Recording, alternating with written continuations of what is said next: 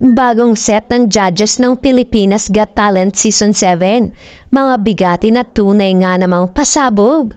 Habang abala ang lahat sa pagsala ng iba't ibang talento ng Pinoy sa audition ng bagong season na nagbabalik na pinakamalaking talent competition sa bansa ang Pilipinas Got Talent. Pinag-uusapan na sa social media ang bagong set ng judge na sila namang kikilati sa galing ng ilan sa ating mga kababayang may mga natatanging kakayanan. Sinasabi ng ilang netizen na pasabog ang mga hurado. Ibig sabihin, maaaring mga bigating bituin o personalidad ang mga kasama ng mga manonood sa muling pagsasahimpapawid ng naturang talent search. Sigurado na mga respetado ang mga personalidad dito na kinabibilangan ng mga tigdalawang alalakihan at kababaihan. Sa mga unang season ng PGT, tumatak sa marami ang mga pangalan niya Miss Chris Aquino, Miss Ay de las Alas at ang dating Pangulo ng ABS-CBN na si Sir Ferdy M. Garcia.